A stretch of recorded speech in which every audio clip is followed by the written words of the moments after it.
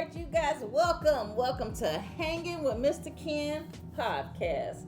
Thank you for joining us this week. We're going to be talking about military and law enforcement lessons that apply to everyday life, and specifically, we're going to be talking about discipline, awareness, and strategic thinking from the military and law enforcement that you could use. Like we're gonna pick Mr. Ken's brain, and he's gonna show you some skills or some things that you can think about and have this awareness, so that you can, you may not have been in the military, you may not have been in law enforcement, but Mr. Ken has.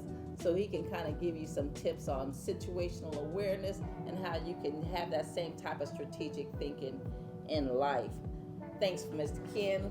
Tell me, what kind of situational awareness or life-changing skills can people really take from the military? If you were to think of something from the military, like a life-changing skill. I would say respect, number one. Oh, wow, that's big. Something people don't have no more. Like, me coming out the military, when I greet someone, I'm going to say, yes, sir, or yes, ma'am. You don't have that. Oh, no. I don't know. People are afraid to talk or something. Why aren't they showing respect? Just saying, hey, you see somebody on the street, you're passing somebody, acknowledging them, right? That's respectful. Yes. That's number one, people always tell me, say, you must be from the military. Wow. Yes. Here I go. Yes, ma'am. Yes, sir. Interesting. Simple things. Being respectful. Oh, man. I mean, it does. It does add a lot, too, because when you are respectful, people kind of pay attention to that, and then that's also helps you to make friends, and friends create relationships, right? Yes, it does, and also help you get jobs. There you go. Jobs. Being respectful. So, there's being respectful, and I think a lot of people, the first thing they go to is discipline.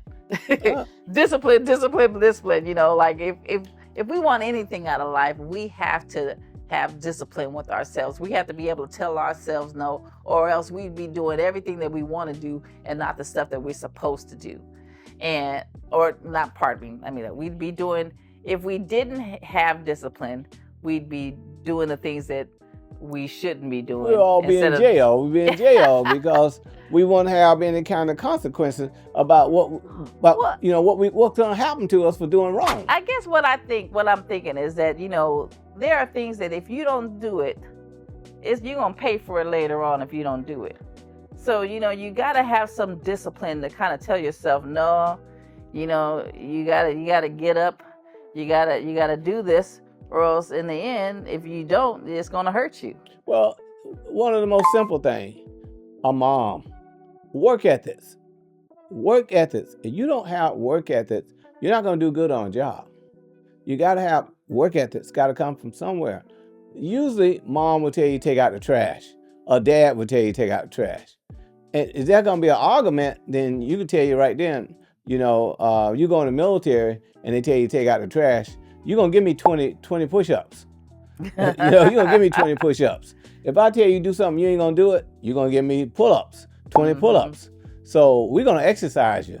And you're going to pay some kind of way when we ask you to do something and you don't do it. Yeah, definitely that discipline for you doing the things that you don't necessarily want to do, that it just gets ingrained in you. Hey, I was in the military, so, I'm making my bed every day. I'm doing the things. I'm getting up. I'm exercising every day. I'm doing all those things because they turn into habits. Is that what it was? First thing you got to do is make that bed up.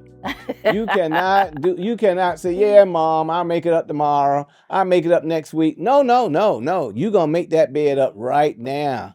And so, and you're going to put a military crease in it. I was just about to say that, what is it, hospital quarters? That's right. You're going to put them 4 corners on that, boy. You're going to have a crease in it, too. It's going to look real good. And some places are so strict, you have to flip a quarter up in there, and that quarter will bounce. Oh, man. I mean, yeah. Well, but today, and comforters and duvets and all that, I don't know if we can make a bed that does that. Well, you got to understand something. We become weak. Oh, okay, yeah. The more and more weaker we become, the more lax Oh and yeah, we lackadaisy so we used to become. comfort. Yes, Comfort. We don't want to comfort. do anything that's We not don't want to do nothing. uncomfortable. We don't want want to do anything that's uncomfortable. We want to nothing. do only things that are comfortable. We don't want to work. We don't want to do nothing. But the discipline comes in when it helps you do things that are uncomfortable. I don't want to do this, but I have to do this because it's for my best interest. Well, it's your best interest to have a job and take care of yourself. There you go. See? So you got to have that respect. You got to have that discipline in order to keep a job. That's true. That's true. You know, I've heard many times that, people fire themselves. they do fire themselves. They don't get fired. They fire themselves because they choose to do things outside of what the job has told them. That's right. And that includes even behavior and attitude. Yeah, attitude is a firm thing that everybody need to pay attention to. No one wants a person next to them or working next to them with a bad attitude. Oh yeah, No one wants that. And that kind of behavior can poison a group of folk. Well, just imagine. It can become toxic. It can create a toxic environment when you have one person that's unhappy or that's choosing to kind of operate or behave in a way that's undisciplined and that is kind of out of sorts. Imagine you go dancing, okay? You go dance. How you gonna dance with an attitude? Come on. Hard. Yeah, terrible. I mean, I don't want to be. You spoil my whole night. You giving me bad energy. Yeah. I got all this bad energy because you got a bad attitude. Oh, come yeah. on, I'm gonna go somewhere else. I don't feel like it tonight. Go get away from me. Bad attitude ruins everything. Oh yeah. Oh yeah. When I've seen people are unhappy in a job, they complain. They're complaining about what the boss did or what someone else did or what someone else didn't do or what they should have or what they don't have, and then it creates this cycle when they're not the only. Now somebody else is complaining too, and they're all having like parties where they all just complaining amongst each other, and it creates a real toxic environment. And I don't know how to get rid of that. Well, then I guess that's where you just have to kind of pull people and let them know that type of behavior is not acceptable, and may have to be excused. You leave it be. If you got a person over there, just leave that person in that corner. You can't argue. It takes two people to argue. That's true. If you sitting over there and you want to get over there and explain, and why are you arguing? Why? No. You stay in that corner over there and argue with yourself, because it takes two people to argue. You can't argue by yourself. So just let them go over there. Let them go, and then tell them not to feed into that. Yes. And no one's gonna feed into it if you don't feed into it. And then too, if you're busy complaining, guess what? You're busy not doing. You're not working. Enjoying yourself. And you're not working. Yeah. So then that's how people fire themselves, because they're too busy doing something they're not supposed to be doing, and then they're not doing what they are supposed to be doing. Exactly. So. That's how they fire themselves. Well, we see it all the time. A lot of moms and a lot of dads are, what you need to do is go back to that job and apologize and go to work, because I'm not paying for your car, or I'm not paying for that school tuition. I'm not paying for it. You go back over there and apologize. Well, yeah, you hope that people will learn before they get too old, and not to get in those positions where they are fired. But they're folk I know that are pretty up in age. They ain't with their parents anymore. Their parents don't have no say, and they still acting a fool. Unfortunate. Sometimes parents can do so much damage to you by not, say disciplining you, or by not talking to you or explaining to you why it's important for you to keep that job. Sometimes it's just sad that we become 40 years old, 50 years old, 60 years old, and we just become so prideful that we cannot say we're sorry. I know a lot of women. I know a lot of women and men. They're so prideful they can't say they're sorry. Oh, that's a shame. Yes. That's a shame. And I've heard of people that will actually want to introduce their children to the responsibilities early, or with jobs early, so that they can make those mistakes before they get into a job that's really important, and they've learned that, hey, I gotta listen to my boss. I can't involve myself with toxic people and toxic situations. I got a job to do, and at the end of the day, the person who's working next to me complaining is not the one that's paying me. They're not cutting me a check. Hey, So you had about 150 people tonight at GG's. yes. I met a lot of people, a lot of good people, a lot of nice people. I didn't see not one argument. I didn't see not one fight. I didn't see not one car having a problem. I seen people eating food, people having their little drinks. I seen people having fun, and I didn't see anything wrong with it. So I really, really enjoyed being here. I enjoyed myself because it was such a nice atmosphere. You know, I don't think I've ever been into Gigi's Palace event where there's been a big problem. So that's one thing that you got going for you is at this the quality of people that do come through, and for the entertainment that you provide, they're not trying to find drama here or cause problems. So I don't think I'm sure that's happened in a lot of different places, but I think that the people out here just don't, they're here to have a good time. They have a good time, and we all enjoy ourselves, and then we can go home at the end of the night and everything's all okay, you know? You like you always say, we gotta shake. And so we gotta make sure we get up and walk around, check the place. Same, doesn't matter. We still gotta get up and go around and do our due diligence, make sure everybody is safe.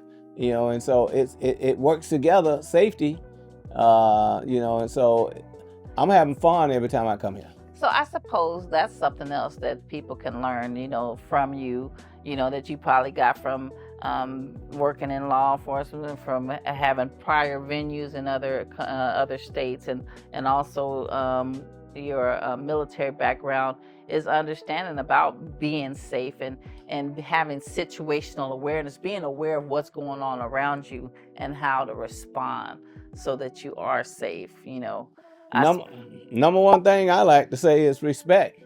Mm-hmm. When we get ready to have a show, I always go up and I always tell everybody, hey, you're here to have a good time. Don't worry about your car.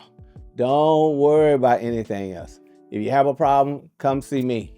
I'll take care of your needs, your problem.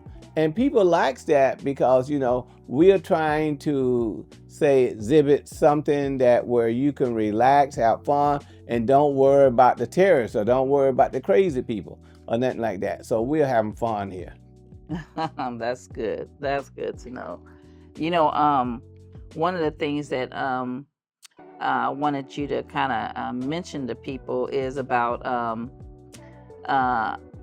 how you can kind of like what are some skills that you can talk about working under pressure, like decision making under pressure, as someone who's been in law enforcement and in the military, what can you talk about with people being able to have good decision making under pressure? It's pressure is all the time. You gotta meet the date. You gotta meet the time. You got a time frame that you got to. You got people that are coming to you saying, I want to have a party, I want to have an event, and I need to have it at this time. But you got 2 events going on at that time.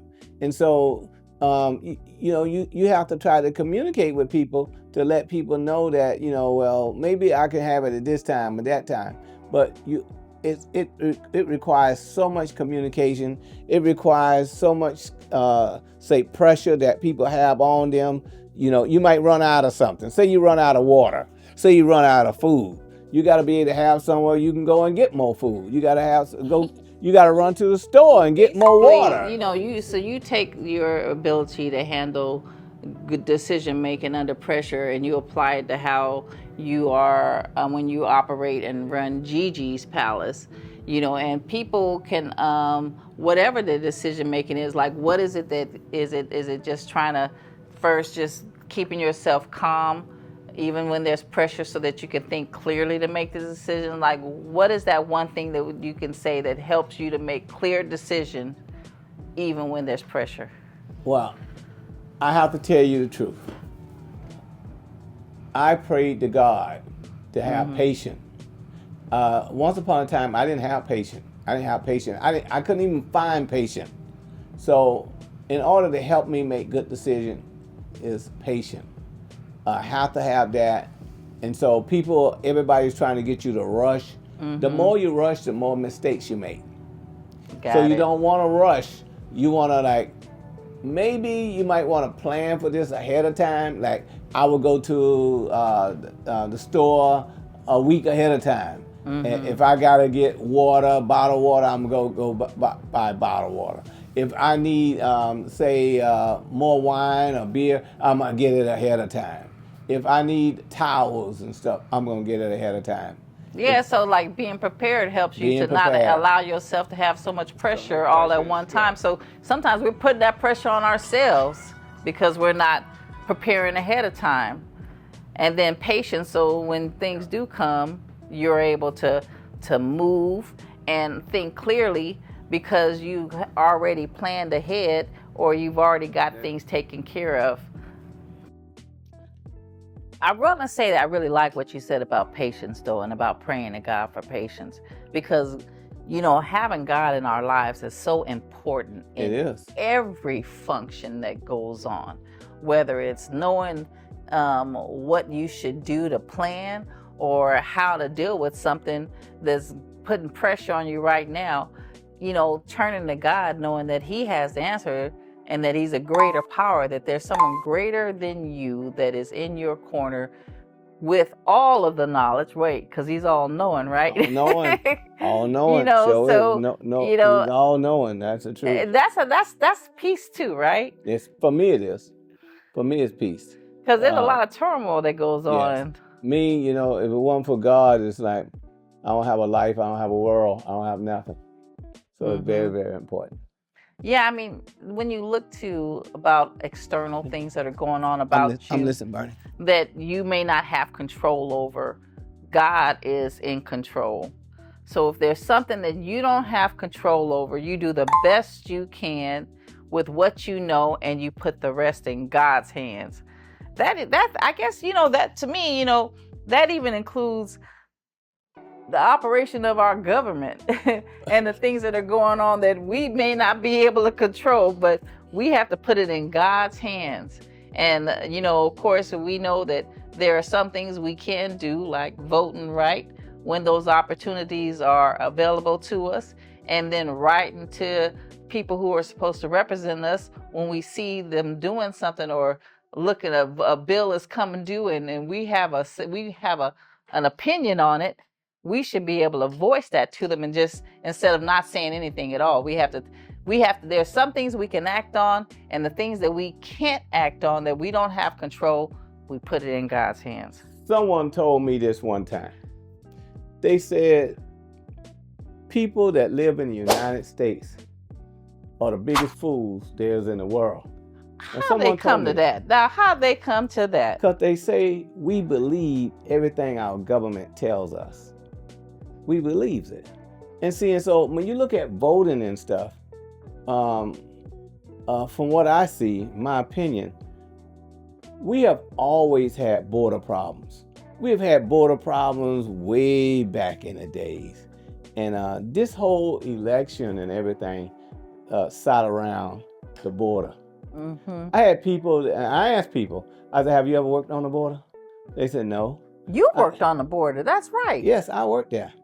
And I ask people questions. I say, they're telling you this, and they're telling you these people are taking your jobs. Man, let me tell you something. That's so sad, because, we have people that pick tomatoes for us. We have people who pick bell pepper, pick all our food for us in California. We have that.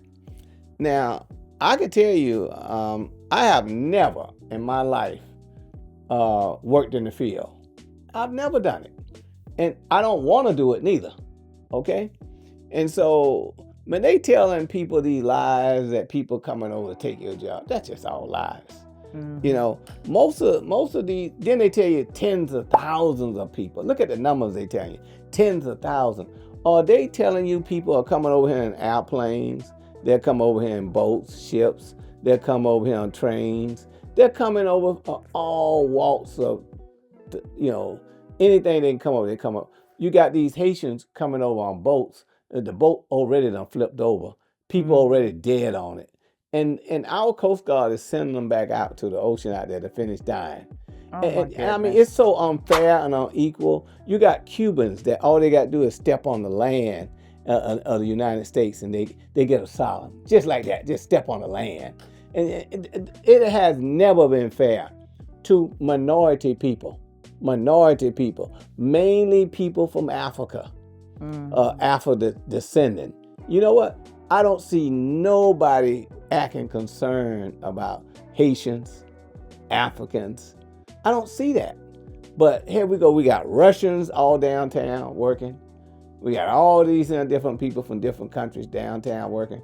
Caucasians. I don't hear nothing about that. And if we can go back and look at the Russian mafia, we know that. We know they exist. Where do you think we get all these AKs from and stuff? And I'm sitting back here and I'm hearing everybody talking about the border. No, we should be talking about Social Security.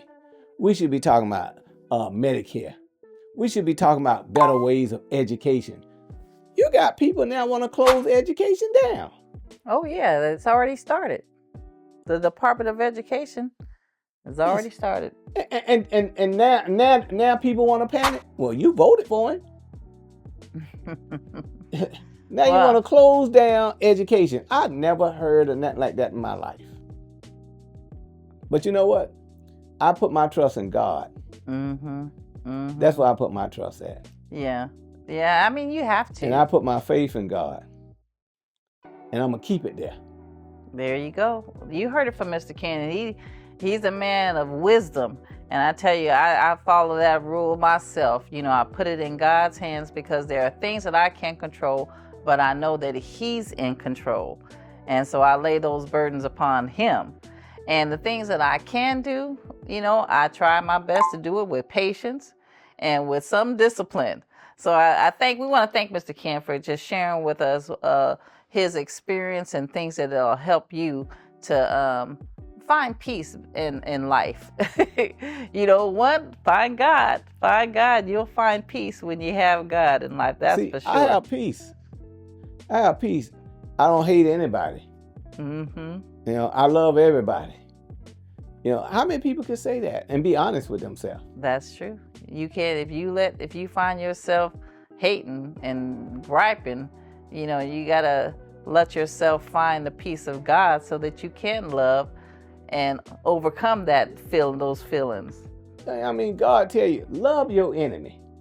Love those ones who spiteful use you. Love them. I'm gonna do everything I can do to love my enemies.